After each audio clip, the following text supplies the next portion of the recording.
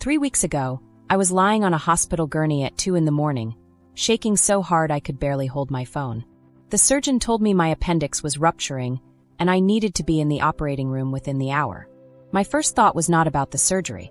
It was not about the anesthesia or the recovery ahead. It was about my 8-year-old daughter, home asleep alone. I called my parents, and what my mother said next changed everything between us. But what I did 3 weeks later at their own dining table in front of the entire family, that is the part one still cannot believe I actually went through with. Welcome back to Revenge Finally Stories. This is the place where quiet people finally get to tell their side. If you have ever been the one everyone leans on but nobody thinks to check on, this story is for you. Drop a comment if you have been there. And if you have not subscribed yet, right now is the time. My name is Fiona Yerger. I am 32 years old. I am a pediatric ICU nurse in Dayton, Ohio, raising my daughter Lily completely on my own. 2 years ago, I moved back home to be close to family. Mom had a cardiac scare. Dad had knee surgery. My older sister Karen called me 3 times that month, and every single call ended the same way. You are a nurse, Fiona. You would know what to do. So I came home. I drove Mom to her cardiologist every 6 weeks. 26 visits over 2 years. I managed Dad's VA disability paperwork, 14 claims, tracked and followed up one by one. I did Karen's taxes every April. $1,200 a return if she had hired someone. Nobody asked me to do any of it. I just saw what needed doing, and I did it. Nurse brain. You assess the situation, you act, and you keep moving. The family had one word for me. Reliable. Like it was a personality trait, and not a job I never applied for. But reliability has a shelf life. I just did not know mine was about to run out. The Tuesday before everything changed, I drove Mom to her cardiologist. She talked about one thing the entire ride, the Eras tour. She held her phone toward me while I was merging onto the highway. Section 112, row F. $900 each. Mackenzie is so excited. Mackenzie is Karen's daughter. 16, blonde, varsity volleyball. The kind of grandchild you post about. My mother's phone had 47 photos of Mackenzie. Lily had 3. One blurry, one where she was mid-blink, one from 2 Christmases ago. Mom never once came to Lily's piano recital. Lily stopped asking after the second time. That same night, around 11, I felt cramps at work. I thought it was the cafeteria chili. By 1:30, I could not stand up straight. My coworker Becca noticed. Fiona, you are gray. Sit down. The pain folded me in half. The ER doctor pressed on my lower right side, and I nearly came off the table. CT confirms appendicitis. Possible perforation. You need to be in the OR within the hour. If it ruptures fully, peritonitis. I am a nurse. I know what peritonitis means. Sepsis. Organ failure. But I was not thinking about infection rates. I was thinking about Lily. Home. Asleep. Alone. My hands were shaking. Mom picked up on the 6th ring, voice thick with sleep. Fiona, it is 2 in the morning. Mom, I am in the ER. My appendix is rupturing.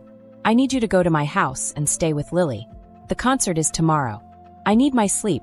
It is a 3-hour drive to the venue. Dad got on the phone. Can't you call a neighbor? Lily's not a baby. Then Mom came back. And she said the words I will never forget. You always figure it out, Fiona. You always do. Call that girl you work with. I will check on you tomorrow after the show. I said okay. Hung up. Set the phone face down on the hospital bed. Becca had heard enough. She pulled out her phone. My cousin runs an emergency care service. I am calling her right now. 5 minutes later, done. A night nurse named Andrea. At my house by 3. $280. I gave Becca my debit card number from memory. I lay back and stared at the ceiling tiles. 47 of them. I counted, because that is what I do when I am trying not to scream. When everything feels like it is caving in, I find something I can count. Something fixed. My last thought before the anesthesia took hold was simple and very clear. My parents chose Taylor Swift. My coworker chose me. If you have ever handled an emergency completely alone because the people who should have shown up just did not, drop a comment. I read every single one. I woke up in recovery at 5:40. Becca beside me with cold coffee. The appendix was perforated. Another hour and you would have had peritonitis. You are lucky.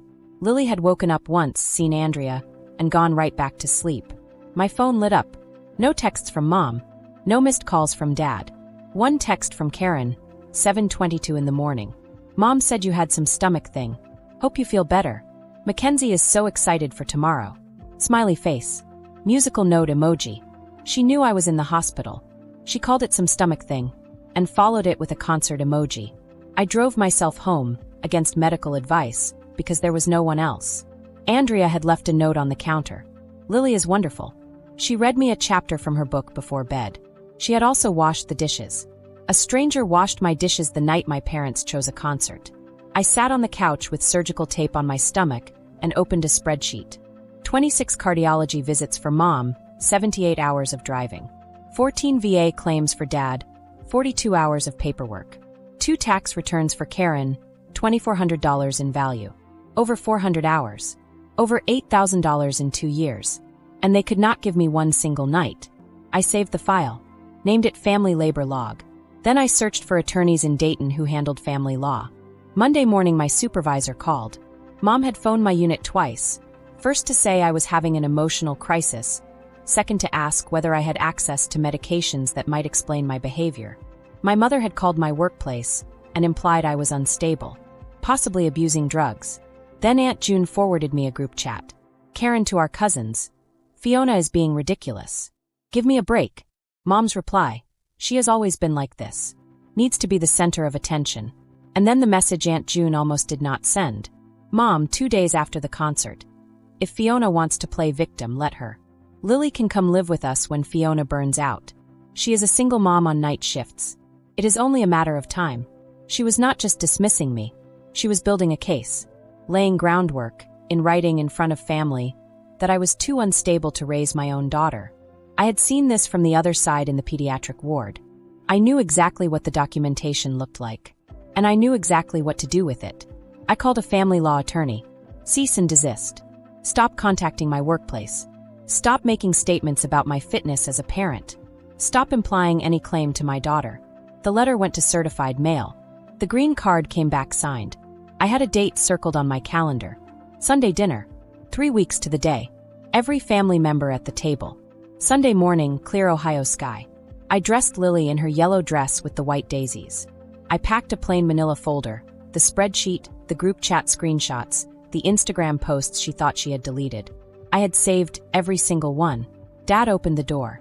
His face went white. Mom stood up, cream cardigan, red eyes, arms already open. Fiona, come here, honey. I did not move. I am not here for a hug, Mom. The room went silent. I set the folder on the dining table right next to the mashed potatoes, on top of grandmother's white lace tablecloth. The heaviest thing in the room. This is a log. My voice was level. The same voice I use briefing surgeons. Every errand, every appointment, every service I have provided this family over 2 years. I read the numbers. 26 cardiology visits for Mom. 14 VA claims for Dad. 2 tax returns for Karen. Over 400 hours. Over $8,000. For free. Without being asked. Without being thanked. Uncle Hank picked up the spreadsheet. Read it. Set it down. Looked at Dad. 3 weeks ago my appendix ruptured at 2 in the morning. My daughter was home asleep, alone. I called my parents and asked them to go stay with her. I paused. They said no. They had Taylor Swift tickets. Section 112, row F. And Mom needed her sleep. Uncle Hank set down his fork. My coworker arranged a night nurse from my hospital bed. It cost me $280. That phone call lasted 37 seconds. That is how long it took my parents to choose a concert over their granddaughter. I turned to page 2. Karen lunged for the papers. I stepped back. She grabbed air. And this, I held up the last screenshot and read it word by word, is what my mother wrote 2 days after my surgery. If Fiona wants to play victim, let her. Lily can come live with us when Fiona Yerger burns out. She is a single mom on night shifts. It is only a matter of time. The room did not breathe.